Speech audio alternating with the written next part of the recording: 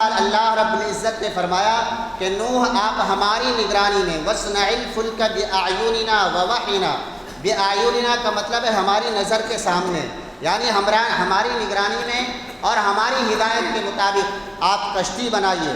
حضرت نوح علیہ نبینا علیہ الصلوۃ والسلام نے کشتی بنائی، کشتی بن کر کے تیار ہو گئی۔ روایتوں میں اس کشتی کی تفصیل بھی آتی ہے کہ 3 منزلہ کشتی بنائی تھی۔ یہ جو آج ہم اپنے سمندروں کے اندر دیکھتے ہیں 3 منزلہ 4 منزلہ جو جہاز اور سمندر وہ کشتی دیکھتے ہیں، حضرت نوح علیہ نبینا علیہ الصلوۃ والسلام نے بھی کشتی بنائی تھی 3 منزلہ، جس میں پہلی منزل کے اندر آگے فرمایا وَيَصْنَعُ الْفُلْكَ كُلَّمَا مَرَّ عَلَيْهِ مَلَأٌ مِّن قَوْمِهِ سَخِرُوا مِنْهُ قَالَ إِن تَسْخَرُوا مِنَّا فَإِنَّا نَسْخَرُ مِنكُمْ فَسَوْفَ تَعْلَمُونَ مَن يَأْتِيهِ عَذَابٌ يُخْزِيهِ وَيَحِلُّ عَلَيْهِ عَذَابٌ مُّقِيمٌ۔ وہ کشتی بن کر کے تیار ہو گئی، اور اللہ رب العزت نے اس کے بعد جب کشتی تیار ہو گئی، اس کے بعد جس عذاب کا وعدہ کیا گیا تھا کہ طوفان آئے گا، بارش آئے گا، سیلاب آئے گا، اس کے بعد وہ وقت آیا اور سیلاب آنے لگا۔ حتیٰ اذا جاء امرنا وفارت التنور قل نحمل فيها من كل زوجين 2 واهلك الا من سبق عليه القول ومن آمن وما آمن معه الا قليل۔ اور 27ویں پارے میں فرمایا ففتحنا ابواب السماء بماء منہمر وفجرنا الارض عیونا فالتقى الماء على امر قد قدر، کہ اس طرح کا سیلاب آیا کہ آسمان سے موسلا دار بارش ہونے لگی اور زمین پانی ابلنے لگا۔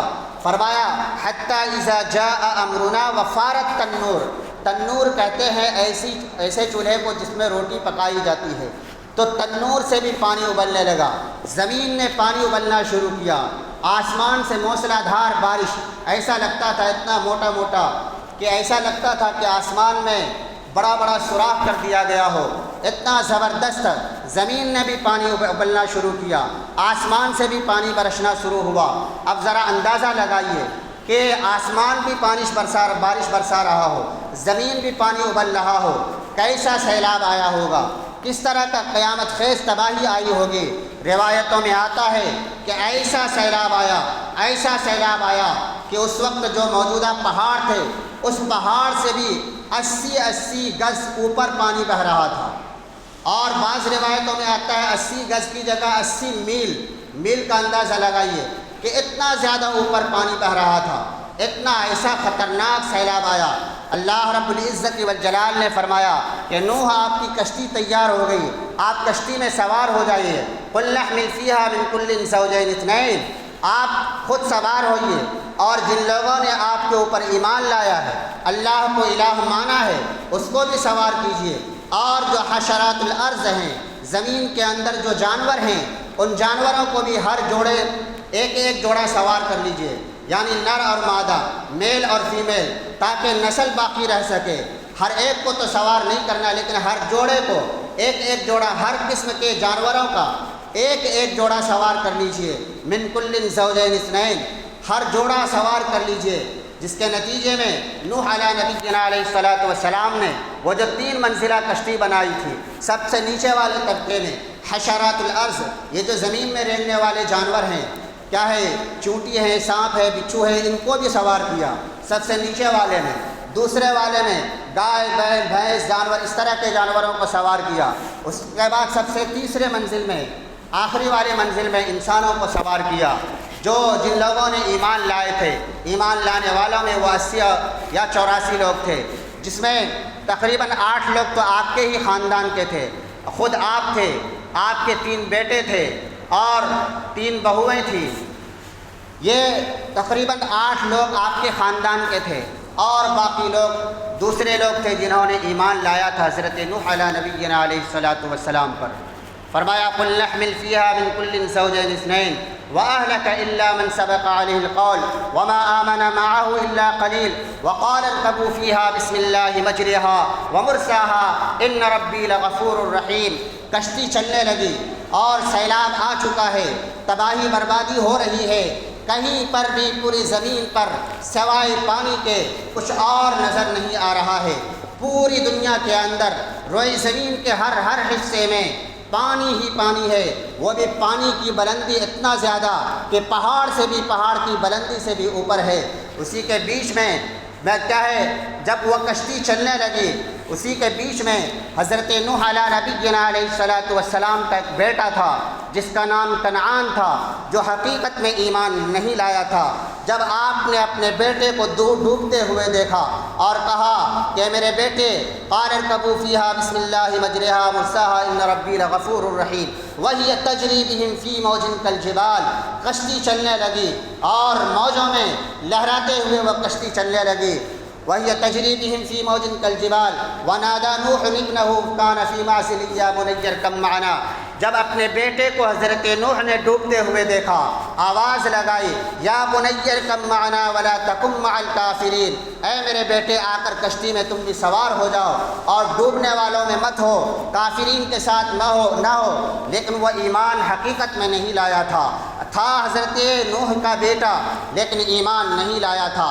میرے محترم بزرگوں اور دوستو، یہاں رک کر کے ایک بات ہمیں سمجھنی چاہیے، نوح کا بیٹا ہے، باپ نبی ہے، لیکن وہ رشتہ کام نہیں آ رہا ہے، وہ رشتہ کام نہیں آ رہا ہے۔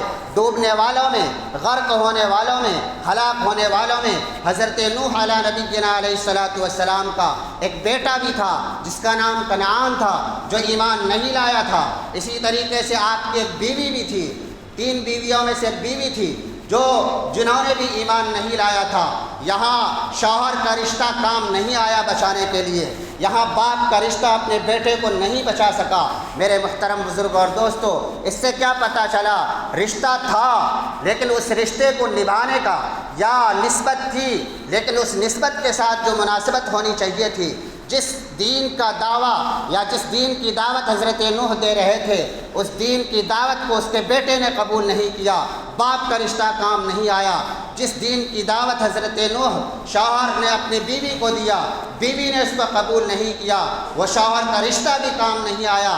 میرے محترم بزرگوں اور دوستو، وَلَا تَكُن مَعَ الْكَافِرِينَ قَالَ سَآوِي إِلَى جَبَلٍ يَعْصِمُنِي مِنَ الْمَاءِ، بیٹا کہتا ہے گھبرانے کی ضرورت نہیں ہے، یہ جو سامنے پہاڑ نظر آ رہا ہے، میں اس پہاڑ کی چوٹی پر چڑھ جاؤں گا اور وہ پہاڑ کی چوٹی مجھے سیلاب سے بچا لے گا۔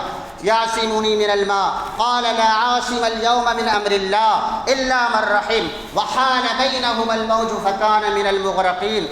سیلاب آیا اور وہ بیٹا جو یہ کہہ رہا تھا کہ پہاڑ کی چوٹی پر چڑھ جاؤں گا اور میں بچا لیا جاؤں گا، سیلاب کا پانی اس پہاڑ کی چوٹی کو بھی پار کر گیا اور یہ ہچکولے کھاتے ہوئے کیا ہے غرق ہو گیا، بچ نہیں سکا۔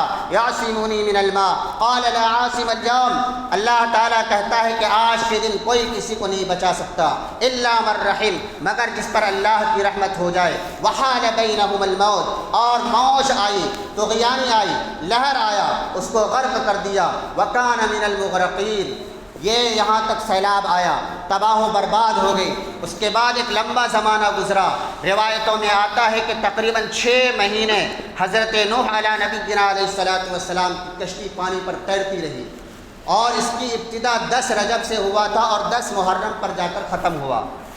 10 رجب سے شروعات ہوئی تھی اور 10 محرم پر جا کر ختم ہوا۔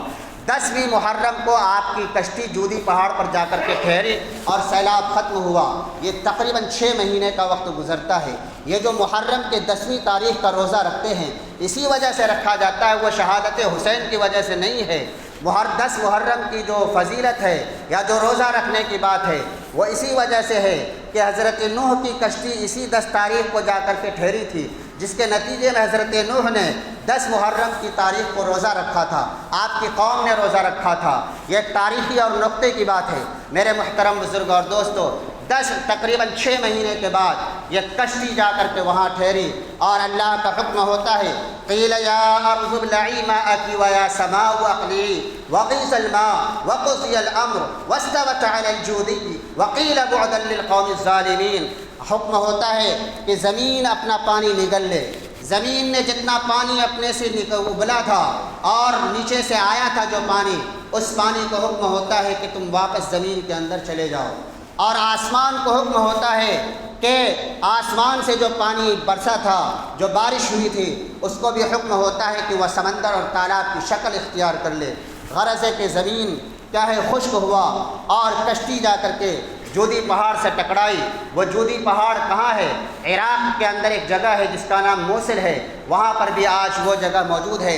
اور کچھ مورخین اور کچھ جانکاروں نے یہ بھی لکھا ہے کہ وہ روس کے بعض علاقے میں، روس کے اندر جو داخل ہوا جاتا ہے، بعض پائلٹ جو لوگ ہوائی جہاز چلاتے ہیں، کچھ مورخین نے یہ لکھا ہے کہ ان کا یہ مشاہدہ ہے کہ ہوائی جہاز سے گزرتے ہوئے انہوں نے روس کے بعض علاقے میں جو پہاڑی ایریا ہے جو اوپر سے دکھائی دیتا ہے، انہوں نے یہ دیکھا ہے کہ وہاں پر آج بھی کشتی نما کوئی چیز وہاں موجود ہے، لیکن وہ اتنی اونچائی پر ہے کہ انسانوں کا وہاں پہنچنا اور مشاہدہ کرنا اس کا مشکل ہو جاتا ہے، لیکن یہ چیزیں تاریخی طور پر موجود ہیں، حقیقت کے اعتبار سے موجود ہیں۔ بہرحال حضرت نوح علیہ نبینا علیہ الصلاۃ والسلام کی کشتی 10 محرم کو جا کر کے جودی پہاڑ پر ٹھہرتی ہے اور آپ وہاں سے اترتے ہیں۔